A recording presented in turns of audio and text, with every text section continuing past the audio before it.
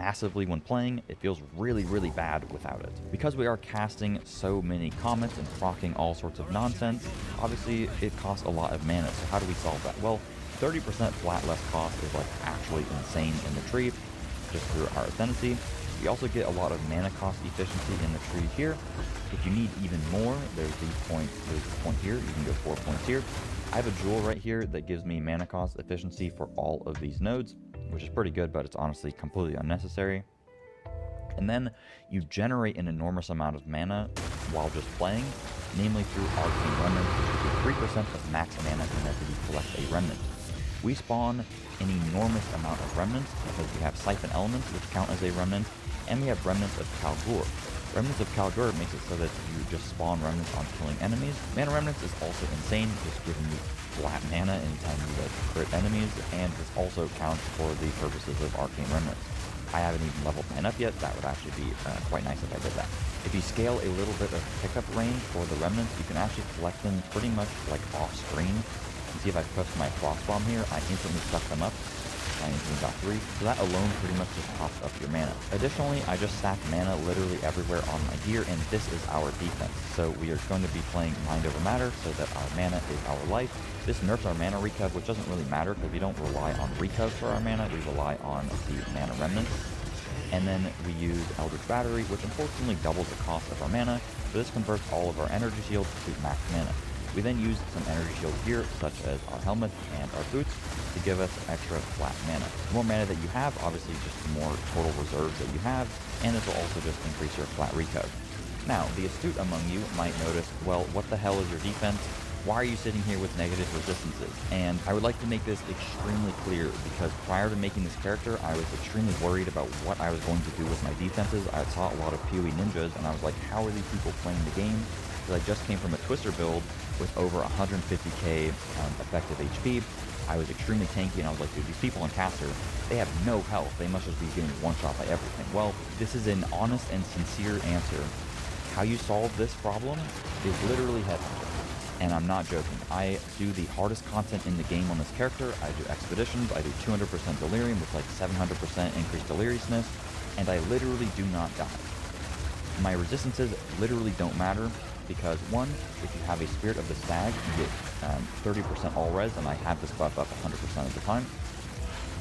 I get increased elemental res through Invigorating Archon, but also Headhunter just gives you crazy defensive buffs. You get all elemental resistance aura, which just gives you all res cap basically. It gives you max res, it gives you crit immunity, so you get 80% crit reduction, so you don't really need to worry about this node, which is extremely hard to benefit from anyways.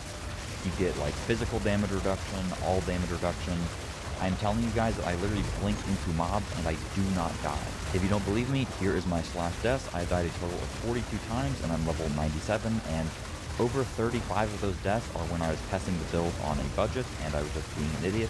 In the last 3 days, I think I've died 3 or 4 times, and I can say all of those times were just my fault, just messing around with the donies and just misplaying. Will you die sometimes? Probably. But if you have more than 2 thumbs, honestly, you won't really have a problem. The only time you're scared is when you first enter a map and you don't have any of your buffs rolling.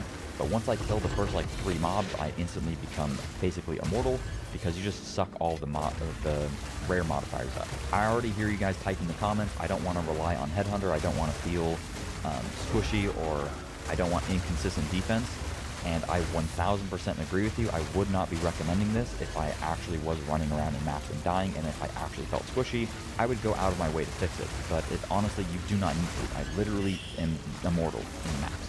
Headhunter, I just forgot how beyond broken this item is. It genuinely solves your defense, and I'm not just bullshitting you. You have enough mana recovery and total mana. I run around in maps at about 7,000 mana that I just do not die.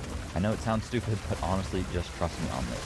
You can go out of your way to try to fix your resistances, and it comes with the opportunity cost of other rolls on your gear. It will make your gear way more expensive, and it's super annoying to do. Again, I would not run around with my character like this if I was actually dying, because I would just be permanently tilted. While we're on the topic, let's talk about gear.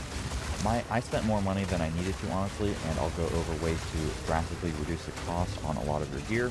I don't think I spent more than maybe, I'm doing it in my head, about 1,700 on my current character, but Half of that cost comes from this and from this, which you can get for infinitely cheaper, which I'll talk about. Of course, we want Adonias. If you have the money, you want one with 2 sockets so that you can put in Legacy of Lifesprig. Otherwise, you can try to get one with +4 spell skills, try to get some cast speed on it, at least 1 socket, so that you can put in a +1 into it. And then you want to be 20% quality, because that affects the Pinnacle of Power, and you want to have +1 maximum power charges. If you don't want to deal with using this, you have 2 options depending on your budget. You can get a 6-socket Rune Master's Fork, and you can put in like the crit chance rune, you can put in the spell skill plus Legacy of Lifesprig, and then perfect mind runes for mana, or the spell damage runes. Those are all good options. Or you can get a normal wand pretty inexpensively. You want it to have +5 levels of all spell skills, and then either 1 or 2 sockets depending on your budget, cast speed, spell damage, and then 1 or 2 games extra rolls, and that is what you go for. This was like 100 divine, I believe. Feel free to do that, but that is much less damage. The cat just scared the crap out of me. That's much less damage than Adonias, honestly, but if you have a really, really good one, it is comparable. Sands of Silk, try to get one with 3 sockets, I would say. You want it to be Rune Mastered, so don't get one that is crusted and not Rune Mastered. We'll talk about this in a second. The more sockets, the better. Try to get as much cooldown reduction as you can, but getting like 25 to 30 is not going to make a huge difference. Don't overspend on this. If you use a Sacred Flame, the reason for this is the Spirit, and it gives you extra damage. You can use a normal scepter with a ton of Spirit if you want. You don't actually need the Spirit Corrupt on this. You just put in a Rabbit Idol, and you're good to go. You want the extra Spirit for a lot of Spirit gems. Of course, you want a Headhunter. Doesn't matter. Try to get a good amount of dex on it, I guess. Or you can get like a Resistance Corrupt if you want, but that will increase the cost. Make sure it has 2 charm slots. For our gloves, we are using Malagaros. This is a very cheap and super strong option. Basically, it locks your crit damage to 250, so all you have to do is scale crit chance. Scaling crit damage does not do anything. This lets you put in pinpoint crit into your spark, and it just buffs the crit chance, but it does not nerf the crit damage. Headhunter often gives you a buff to